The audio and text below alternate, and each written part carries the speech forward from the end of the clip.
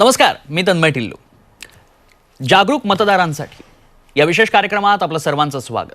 अर्थात पुढचं वर्ष हे निवडणुकांचं आहे. 2024 निवडणुका म्हटलं की अर्थातच राजकीय पक्ष आपल्या डोळ्यासमोर येतात. मात्र या राजकीय पक्षांना निवडून देण्याचं महत्त्वाचं काम करतो तो मतदार. लोकशाहीत मतदाराला मतदार राजा देखील म्हटलं जातं. त्याची मूल्य ही जपली गेली पाहिजेत. त्या संदर्भातल्या अनेक चर्चा होतात, गप्पा होतात. मतदाराची भूमिका नेमकी काय हे देखील समजून घेणं तितकंच महत्त्वाचं असतं. लोकशाहीच्या सक्षमीकरणासाठी, बळकटीकरणासाठी मतदार किती महत्त्वाचा आहे हे देखील जाणून घेणं तितकंच महत्त्वाचं असतं. तर सुजाण मतदार आणि म्हणूनच हा आजचा विशेष कार्यक्रम आहे तो जागरूक मतदारांसाठी. आणि अर्थातच या सगळ्या मुद्द्यांवरती गप्पा मारायच्या आहेत. जाणून घ्यायचं आहे प्रशासकीय सेवेतनं साचेबद्ध चौकटी पलीकडे जाऊन मतदारांपर्यंत कसं पोहोचता येतं, त्यांना जागरूक कसं करता येतं. आणि यासाठीच आज आपल्यासोबत आहेत राज्याचे मुख्य निवडणूक अधिकारी श्रीकांत देशपांडे सर. सर, खूप खूप स्वागत तुमचं कार्यक्रमात. धन्यवाद. तर सरांची थोडक्यात ओळख करून देतो. फेब्रुवारी 2021 मध्ये खरं तर त्यांनी मुख्य निवडणूक अधिकारी पदाचा पदभार स्वीकारला आणि त्यासह ते अपर मुख्य सचिव देखील आहेत. यासह त्यांनी वित्त आणि सामान्य प्रशासनाचं प्रधान सचिव म्हणूनही काम पाहिलंय. राज्यपालांचे ते सचिव देखील राहिलेत आणि या अशा विविध वरिष्ठ पदांवर त्यांनी कामही केली आहेत. अर्थातच याला बहुविध अशी शैक्षणिक पार्श्वभूमी देखील आहे. IIT मद्रासमधनं त्यांनी केमिकल इंजिनिअरिंग केलंय. त्यानंतर पब्लिक पॉलिसी या विषयात IIM बंगळुरूतनं पदव्युत्तर पदविका प्राप्त केली. सर, आपण गप्पा मारायला सुरुवात करूयात. मुळात मतदार म्हटलं की निवडणुकीचे अधिकार, मी सज्ञान झालोय वगैरे वगैरे आपण चर्चा ऐकतो. पण मुळात जेव्हा निवडणुका येतात त्याआधी मतदार यादीत आपलं नाव कसं शोधायचं आणि त्याच्यासाठी ऑनलाईन आणि ऑफलाईन काय सुविधा आहेत? हा फार महत्त्वाचा प्रश्न आहे. कारण पुढच्या वर्षी निवडणुका आहेत. हो, लोकसभेच्या निवडणुका आहेत, विधानसभेच्या निवडणुका आहेत.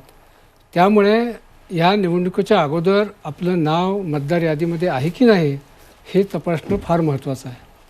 आणि आपल्याला माहिती आहे की आपलं जर नाव मतदार यादीमध्ये असेल तर आणि तरच त्याला मतदान करता येतं. त्याच्याकडे व्होटिंग कार्ड आहे म्हणून त्याला मतदानाचा अधिकार प्राप्त होत नाही. तर मतदार यादीमध्ये त्याचं नाव असणं गरजेचं आहे. आणि म्हणून पहिली महत्त्वाची गोष्ट जी आहे ती म्हणजे आपलं मतदार यादीमध्ये नाव आहे की नाही याची खात्री करून घेणं. आणि हे करणं अतिशय सोपं आहे. याच्यासाठी ऑफलाईन पद्धती आहेत, ऑनलाईन पण पद्धती आहेत. ऑफलाईन पद्धतीमध्ये आमच्या CO महाराष्ट्र वेबसाईटवर हे सगळे इलेक्ट्रोल रोल अपलोड केलेलं आहे. त्याच्यामध्ये आपण पाहू शकता. किंवा ऑनलाईन ह्याच्यामध्ये जर आपण पाहिलं तर इलेक्शन कमिशननी व्होटर्स हेल्पलाईन ॲप असं एक तयार केलेलं आहे. आणि ह्या व्होटर्स हेल्पलाईन ॲप जर आपण आपल्या मोबाईलवर डाउनलोड केलं तर त्याच्यामध्ये सुद्धा आपलं नाव आहे की नाही तपासता येतं. आणि वेगवेगळ्या माध्यमातून हे नाव तपासता येतं. म्हणजे समजा तुमच्याकडे व्होटिंग कार्ड असेल तर त्याचा एपिक नंबर असतो. जसं त्याचा आयडेंटिटी कार्डचा नंबर असतो. त्याचा तपशिलावरनं सुद्धा तुमचं नाव आहे की नाही आणि त्याचा सगळा तपशील आपल्याला समजतो. किंवा तुमचा तपशील जरी असेल, तुमचं नाव, वडिलांचं नाव किंवा हजबंडचं नाव आणि तुमचा जिल्हा, राज्य एवढी जुजबी जरी माहिती भरली तरीसुद्धा तुमचं नावची नोंद सगळी त्याच्यामध्ये येते. त्यामुळे आपलं नाव आहे की नाही हे तपासण्याची एकदम सोपी पद्धत जी व्होटर्स हेल्पलाईन आहे. आणि दुसरी एक पद्धत आहे की जी व्होटर्स सर्व्हिस पोर्टल आहे इलेक्शन कमिशनचं. आणि त्याच्यामध्ये electoralsearch.eci.gov.in या संकेतस्थळावर जर आपण गेलं तर तिथंसुद्धा आपल्याला ही माहिती मिळते. आणि तिथे तुमचा जर मोबाईल नंबर तुम्ही रजिस्टर केला असेल तर त्या मोबाईल नंबरवरनं सुद्धा तुमचं नाव आहे की नाही यादीमध्ये तुम्हाला सहज कळू शकतं. अगदी. मला प्रेक्षकांना सांगायचं आहे की आपल्या स्क्रोलवरती या वेबसाईट्स दिलेल्या आहेत. त्यामुळे तुम्ही घर बसल्या देखील आत्तासुद्धा या वेबसाईटवरती जाऊन तुमचं नाव मतदार यादीत आहे की नाही हे तपासू शकता.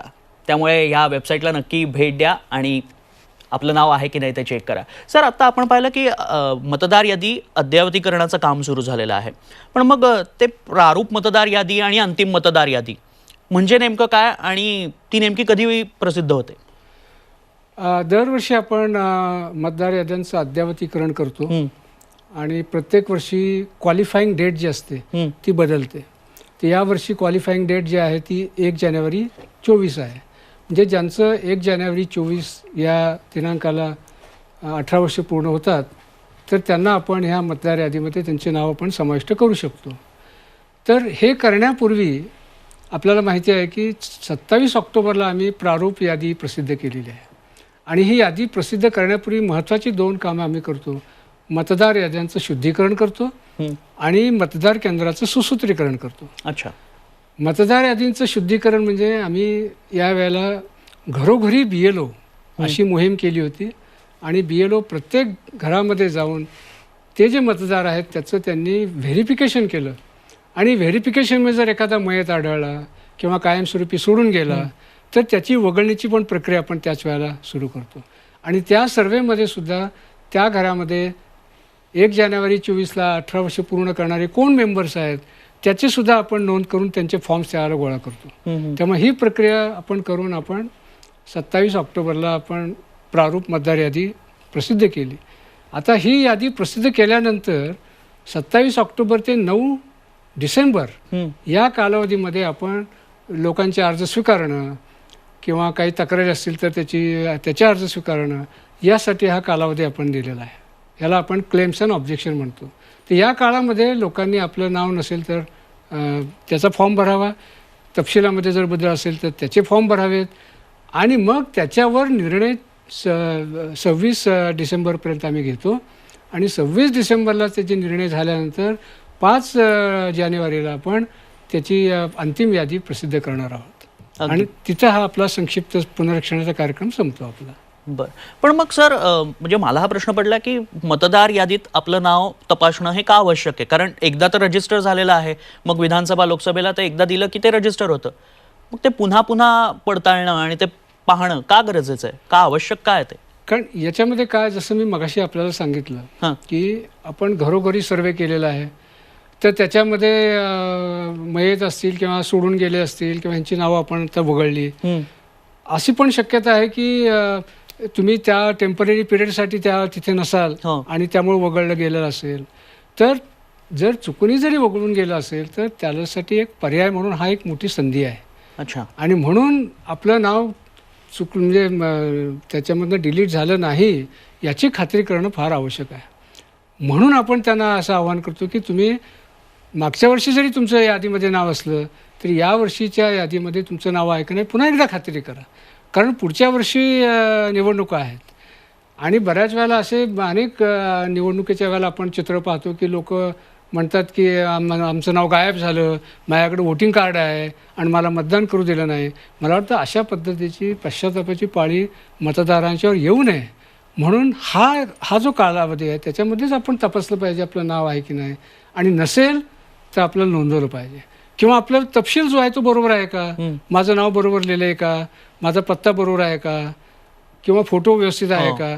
तर त्याच्यामध्ये जर काही बदल असतील तर ते सुद्धा बदल तुम्हाला याच्यामध्ये नोंदवता येतात. म्हणून हे भाग महत्त्वाचा आहे. थोडक्यात ही जबाबदारी मतदारांची देखील आहे की त्यांनी जाऊन सांगावं की माझा पत्ता बदलला आहे तर तो बदलावा किंवा या मतदारसंघात आता मी राहायला गेलोय तर तिथे ते अपडेट करून घेणं मतदारांची देखील तितकीच गरजेचं आहे. मतदारांनी जागरूक असणं. अगदी बरोबर.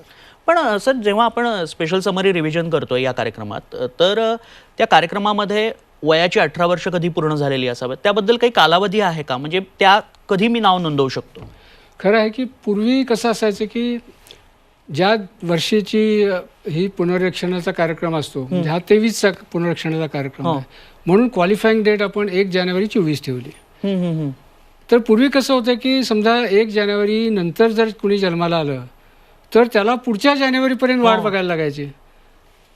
त्यामुळे आता थोडासा बदल झालेला आहे. अच्छा. आणि कायद्यांमध्ये अशा त्याच्यामध्ये तरतुदीमध्ये दुरुस्त केलेल्या आहेत की प्रत्येक तिमाहीला ही आपण क्वालिफाईंग डेट बदलतो. म्हणजे जसं 1 जानेवारी आहे तसं 1 एप्रिल, 1 जुलै, 1 ऑक्टोबर. त्यामुळे आता आपल्याला 18 वर्ष पूर्ण व्हायची आपण वाट पाहायची गरज नाही. आपण 17 वर्ष जरी पूर्ण केली आणि 1 ऑक्टोबर 24ला जरी आपण 18 वर्ष पूर्ण करणार असाल तर त्याचे आगाऊ फॉर्म्स आत्ताच आपण भरून घेतो आणि ज्यांचे 1 जानेवारी 24ला पूर्ण होणार आहेत त्यांची अंतिम यादीमध्ये समाविष्ट करतो आणि जे एप्रिलमध्ये होणार किंवा जुलैमध्ये होणार किंवा ऑक्टोबरमध्ये होणार त्यावेळेला आपण ते प्रोसेस करतो आणि सप्लिमेंटरी यादीमध्ये ती नावं आपण इन्क्लूड करतो. म्हणजे त्यालाही वोट करता येतं थोडक्यात. 100%. नक्की. पण मुद्दा हा आहे की सर जेव्हा आपण मतदान करायला जातो तेव्हा ओळखपत्र लागतं किंवा याही एनरोलमेंट प्रोसेसमध्ये काहीतरी प्रूफ लागतं. समजा माझ्याकडे कुठलं प्रूफ नसेलच किंवा माझ्याकडे अगदी एखादंच कुठलं तरी प्रूफ असेल, जे प्रूफ तुम्ही सांगितलेली आहेत 5 पैकी त्यातलं एखादंच असेल किंवा नसेलच, कारण आपल्याकडे माहिती आहे की पूर येतो किंवा काहीतरी आपत्ती येते किंवा आपण शिफ्टिंग करतो, त्यात कुठेतरी गहाळ होतात कागदपत्र. तर ज्याच्याकडे प्रूफ नसेल तर त्याचंही नाव मतदार यादीत येऊ शकतं का? खरं म्हणजे याच्यामध्ये 2 गोष्टींची पूर्तता होणं गरजेचं आहे. त्याचा 18 वर्ष पूर्ण व्हायला पाहिजे, म्हणून त्याचा 18 वर्ष पूर्ण व्हायचा एक कुठला तरी पुरावा त्याला आपल्याला लागतो. आणि त्याच्यामध्ये निवडणूक आयोगाने अनेक पर्याय उपलब्ध करून दिलेले आहेत. जसं तुमचं पासपोर्ट असेल, आधार कार्ड आहे, तुमचं शाळेचं सर्टिफिकेट आहे, 10वी 12वीचे सर्टिफिकेट आहे, ड्रायव्हिंग लायसन्स आहे, पॅन कार्ड आहे, त्याच्यामध्ये जन्मतारीख नोंद केलेली असते. आणि दुसरा पुरावा तुम्हाला लागतो तो तुमच्या निवासाचा. आणि जिथे तुम्ही राहता त्याच्यासाठी सुद्धा अनेक पर्याय आहेत. म्हणजे पासपोर्टमध्ये समजा तुमचा असतो पत्ता, आधार कार्डमध्ये असतो, तुमचं एखादी युटिलिटीचे आहे, समजा पाण्याचं बिल आहे किंवा महानगरपालिकेचे किंवा नगरपालिकेचं काही टॅक्सेस भरले त्याच्यामध्ये तुमच्या घराचा पत्ता आहे. अशा अनेक गोष्टी तुम्ही त्याच्यामध्ये देऊ शकता.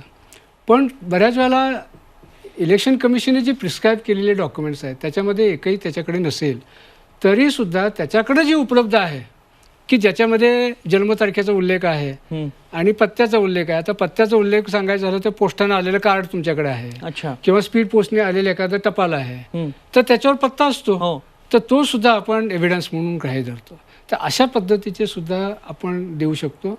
काही कॅटेगरीसाठी इलेक्शन कमिशनने जरा सूट दिलेली आहे. म्हणजे उदाहरणार्थ बेघर आहेत तर त्यांच्याकडे कुठलीही कागदपत्र नसतात. बऱ्याच वेळेला शरीर विक्री करणाऱ्या महिला आहेत, सेक्स वर्कर्स आहेत, त्यांच्याकडेही नसतात. तृतीयपंथीयांच्याकडे बऱ्याच वेळेला त्यांची कुठलीही कागदपत्र नसतात. अशा वेळेला इलेक्शन कमिशनने त्यांना कुठल्याही कागदपत्राची आवश्यकता नाही. त्यांना त्यांचं सेल्फ डिक्लेरेशन जरी त्यांनी दिलं की माझं नाव अमुक अमुक आहे, माझं वय अमुक अमुक आहे आणि माझा हा पत्ता आहे, तर आमचा BLO त्या पत्त्यावर जातो, त्याची तपासणी करतो, खरोखर राहतो का तिथे, आणि याची खात्री झाल्यानंतर त्या अहवालाच्या आधारे आपण त्याचं कुठलंही कागदपत्र नसलं तरीसुद्धा त्याची नाव नोंदणी करू शकतो. सर, आता तुमच्या बोलण्यात उल्लेख आला तो BLOंचा, त्याच अनुषंगानं प्रश्न विचारतो की साधारणतः BLOंना कोणकोणती चॅलेंजेस येतात आणि हा किती महत्त्वाचा घटक आहे या सगळ्या प्रोसेसमधला? खरं म्हणजे BLO म्हणजे बूथ लेवल ऑफिसर. म्हणजे मतदार केंद्राला, प्रत्येक मतदार केंद्राला आपण BLO अपॉइंट करतो. वेगवेगळ्या ह्याच्यातून शिक्षक असतील किंवा आणि इतर गोष्टी घेतो आपण. हा BLO खरं म्हणजे निवडणुकीचा कणा आहे. म्हणजे अर्ज स्वीकारण्यापासून त्याची शहानिशा करणं, तिथे त्याच्या घरी जाणं आणि तो आहे की याची खात्री करणं आणि मग त्याचा अहवाल तो मतदार नोंदणी अधिकाऱ्याला देतो आणि त्याच्यानंतर मतदार नोंदणी अधिकारी त्याच्यावर निर्णय घेतो. त्यामुळे BLOचं काम हे फार महत्त्वाचं आहे आणि ते फंडामेंटल आहे इलेक्शनसाठीचं. आता याच्यामध्ये सुद्धा आम्हाला खूप चॅलेंजेस येतात. आता हे चॅलेंजेस खेड्यापाड्यात म्हणजे तुमचा रुरल भाग आहे त्याच्यामध्ये फारसे येत नाहीत, ते लोक एकमेकांना ओळखतात. चॅलेंज खरे येतात ते म्हणजे अर्बन एरियामध्ये, विशेषतः मोठ्या शहरामध्ये जसं मुंबई आहे, पुणे आहे. तिथे अनेक लोक सोसायटीमध्ये राहतात, त्याच्यामध्ये हाय राईज बिल्डिंगमध्ये राहतात. त्यामुळे BLOला बेसिकली अशा बिल्डिंगमध्ये ॲक्सेससुद्धा मिळणं फार बऱ्याच वेळेला कठीण होतं आणि BLOला मग कधी कधी पोलिसांच्या तिकडं तक्रारीसुद्धा करतात ते. त्यामुळे खरं म्हणजे हा BLO हा आपल्या मदतीसाठी आहे, आपल्या मदत करण्याला येतो आहे, तर त्याला सहकार्य करण्याची जी वृत्ती आहे ती थोडीशी अर्बन एरियामध्ये आपल्याला कमी दिसते. आणि दुसरी गोष्ट, अर्बन एरियामध्ये कसं होतं की विशेषतः मुंबईमध्ये हा BLO राहतो वेगळ्या ठिकाणी, जसं तुमचं आउटस्कर्टमध्ये राहतो आणि काम सिटीमध्ये करतो. त्यामुळे त्याचा जो कनेक्ट आहे त्याच्यामध्ये काही मर्यादा पडतात. आणि हा बराचसा स्टाफ आपण महानगरपालिकेकडनं घेतो आणि महानगरपालिकेच्या पण मर्यादा आहेत. त्यामुळे कमी स्टाफवर आपल्याला बऱ्याच वेळेला काम करायला लागतं. एका BLOला 3-3, 4-4 मतदान केंद्र आपण काही वेळेला द्यायला लागतात. त्यामुळे ह्या सगळ्या चॅलेंजवर मात करून BLO हे काम करत असतो. अगदी. आणि म्हणूनच तो जिथे जिथे जाईल त्याला तितकाच सपोर्ट मिळणं मतदारांकडनं गरजेचं आहे. ॲब्सोल्युटली. अगदी. सर, मला पुन्हा एकदा या प्रश्नांकडे यायचं की मतदार यादीत नाव कसं नोंदवायचं किंवा काय कागदपत्र लागतात हे तुम्ही सांगितलं, पण ओळखपत्रच हरवलं असेल किंवा वोटिंग कार्डच जर हरवलं असेल तर ते पुन्हा मिळवायचं असेल किंवा त्यात काही दुरुस्त्या असतील, नाव बदलायचं असेल, तर त्याच्यासाठी ऑनलाईन आणि ऑफलाईन काय काय पर्याय उपलब्ध आहेत? खरं म्हणजे जसं एखादा नवीन मतदार असेल तर त्याच्यासाठी फॉर्म नंबर 6 असतो बरं. आणि ज्यात काही बदल असतील त्यासाठी फॉर्म नंबर 8 असतो.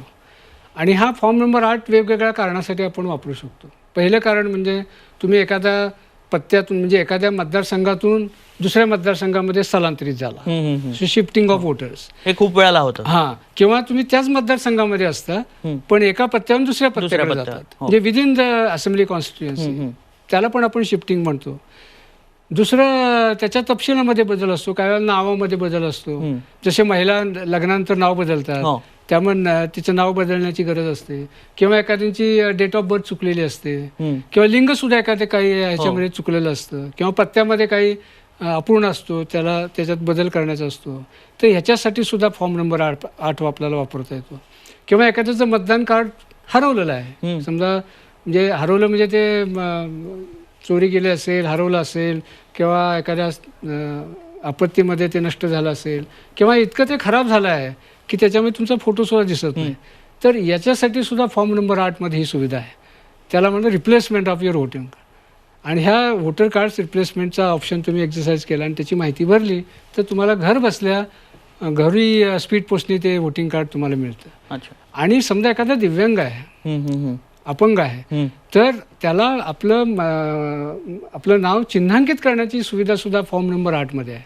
चिन्हांकित केल्यामुळे काय होतं की निवडणूक यंत्रणेला कळतं आणि मग निवडणूक यंत्रणा त्यांच्यापर्यंत पोहोचू शकते आणि त्यांना काही जी वोटिंगच्या वेळेला जी मदत आहे, जशी व्हॅन असेल, व्हीलचेअर असेल, ह्या सुविधा पुरवण्यासाठी ते उपयोगी पडतं. त्यामुळे अशा सगळ्या ज्या बदल आहेत किंवा गोष्टी आहेत त्या आपल्याला फॉर्म नंबर 8 करता येतात.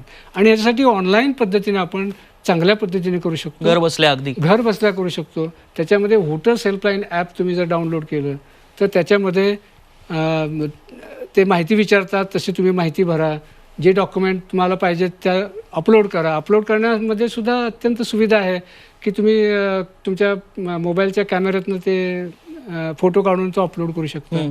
त्यामुळे ह्या सुविधा त्याच्यामध्ये आहेत, त्या ऑनलाईन पद्धतीने करू शकता. पण ऑफलाईनमध्ये सुद्धा तुम्ही करू शकता की हे जे फॉर्म्स आहेत ते CO महाराष्ट्र वेबसाईटवर उपलब्ध आहेत. ते जरी तुम्ही डाउनलोड केले आणि हाताने भरले आणि ते सबमिट केले डॉक्युमेंट्स बरोबर तरीसुद्धा ते भरता येतात. आता आपल्याला सांगायला महत्त्वाचं आहे की 25 आणि 26 नोव्हेंबरला महाराष्ट्रामधल्या प्रत्येक मतदार केंद्रावर आमचा BLO उपस्थित राहणार आहे. अच्छा, 25 आणि 26 नोव्हेंबरला, शनिवारी आणि रविवारी. तर ह्या 2 दिवसामध्ये जर तुम्हाला तिथे त्या मतदार केंद्रामध्ये जाऊन सुद्धा तिथे फॉर्म उपलब्ध आहेत, ते भरू शकता, तिथं सबमिट करू शकता. किंवा तुम्हाला काय अडचण असेल, तुम्हाला सहाय्याची गरज असेल तर ते सुद्धा तुम्हाला तिथे उपलब्ध होऊ शकतो. तर त्याचा सुद्धा लोक लाभ घेऊ शकतील. सर, मग आता मी येतो नवमतदारांकडे, कारण शेवटी देशाची स्ट्रेंथ आपण जेव्हा म्हणतो तेव्हा तो तरुण वर्ग आहे. सातत्यानं आपण या चर्चा ऐकतो की तरुण वर्ग आहे तो देशाची स्ट्रेंथ आहे. पण त्याचा प्रत्यक्ष मतदानातला सहभाग आणि तुमच्या मतदार यादीतला असलेला समावेश त्याचा तो किती आहे, तो कसा आहे, आणि यासाठी तुमच्याकडनं काय प्रयत्न आहेत की नवमतदार जास्तीत जास्त एनरोल व्हावेत, त्यांनी मतदान प्रक्रियेत भाग घ्यावा, यासाठी काय केलं जात आहे? हा प्रश्न फार महत्त्वाचा आहे. कारण एका बाजूला आपण युवकांचा देश म्हणतो आणि त्यांचा सहभाग किती आहे तपासण्याची खरंच गरज आहे.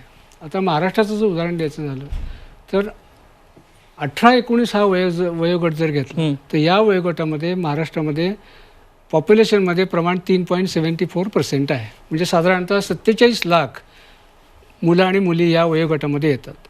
पण मतदार यादीमध्ये त्यांचं प्रमाण किती आहे तर 3.5 लाख आहे. अच्छा, म्हणजे जवळजवळ 90% जास्त मुलं मुली ह्या मतदार यादीमध्ये नाहीत, एनरोलच झालेले नाहीत. ही फार गंभीर समस्या आहे. आणि तुम्ही जर 20 ते 29 हा वयोगट जर बघितला तर त्याचं 20% प्रमाण आहे आपल्या महाराष्ट्राच्या पॉप्युलेशनमध्ये. म्हणजे साधारणतः ते 3.5 कोटी येतं. त्या 3.5 कोटीपैकी 2.5 कोटी फक्त तुमच्या ह्याच्यामध्ये आहेत, म्हणजे 1 कोटी तिथेही बाहेर आहेत.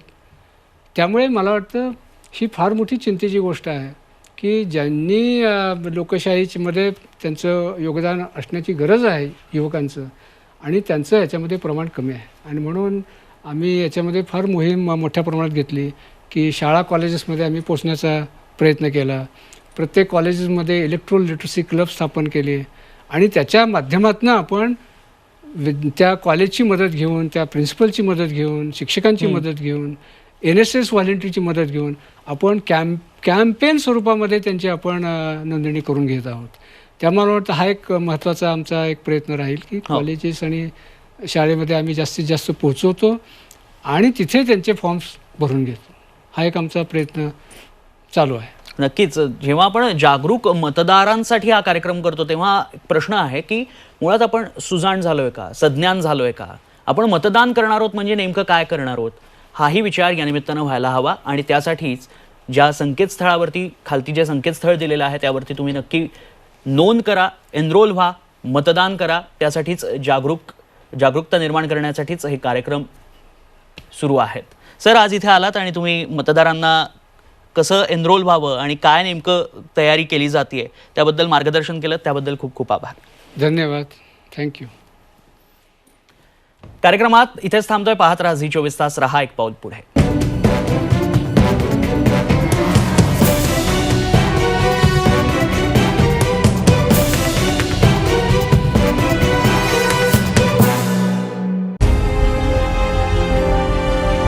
विकासाचा ध्यास म्हणजे